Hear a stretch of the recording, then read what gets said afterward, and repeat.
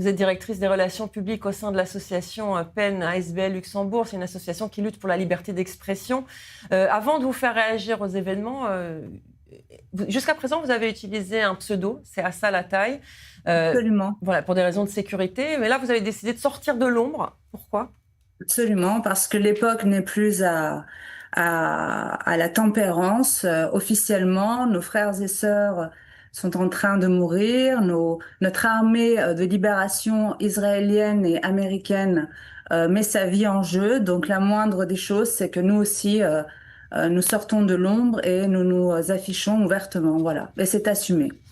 Alors, je vois derrière vous les drapeaux iraniens, le drapeau israélien, le drapeau américain.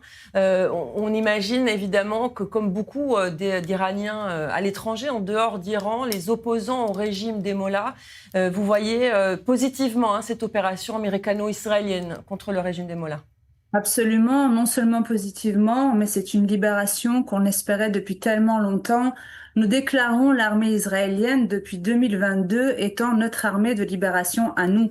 Nous avons fait dès les premiers jours la comparaison du débarquement pour le débarquement sur le sol iranien de la troupe de Tsahal et nous les aimons profondément. Donc non seulement nous sommes heureux et nous voyons cette intervention comme étant une intervention humanitaire, la libération d'un peuple et l'aboutissement d'une guerre qui a été commencée depuis bien plus longtemps par la République islamique contre Israël et les États-Unis.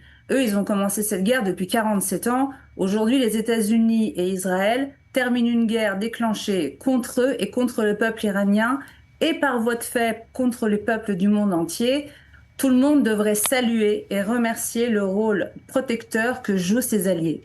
Alors justement, quel est votre sentiment face à la frilosité des pays européens qui maintenant parlent de mettre plus de défense pour défendre les pays du Golfe et les pays de la région, mais qui ne se joignent pas finalement à l'armée israélienne et américaine? Eh bien, parce que à travers l'intervention des forces alliées, l'opinion publique occidentale aujourd'hui assiste à quelque chose peut-être qu'elle n'attendait pas. La réaction du peuple iranien, la réaction fraternelle des peuples israéliens et iraniens, et peut-être que les dirigeants, par voie de fait, se sentent un petit peu obligés d'accompagner ce mouvement qui les dépasse, parce que cela fait quand même 47 ans que ces dirigeants sont les sympathisants du régime des Mollahs, critiquant tour à tour toute force d'opposition telles que les nôtres, mais donnant des tribunes à des proxys qu'ils ont envoyés en Occident pour faire de la propagande, ayant sans fin des tribunes médiatiques, financées ou pas d'ailleurs par la République islamique, parce qu'il y a toujours cette tendance à, avec beaucoup de tendresse, de parler de cela. Mais aujourd'hui, nous voyons vraiment un changement parce qu'ils n'ont plus le choix. Et c'est tout simplement parce que, pardonnez-moi, mais on ne leur demande plus leur avis. On a tellement supplié leur aide, on les a attendus.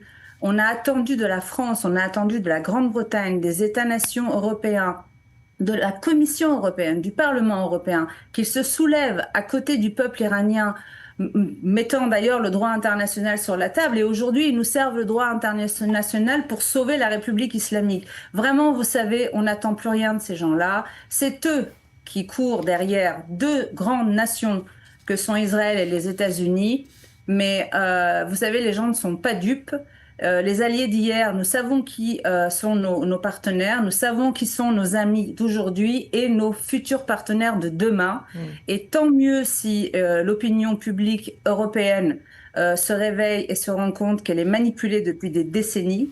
Mais pour nous, ça change rien car nous nous sommes sentis trahis, abandonnés et nous remercions le ciel de vraiment avoir Israël, Tsahal et les États-Unis. Un point, c'est tout. Merci beaucoup Isabelle Mossakani.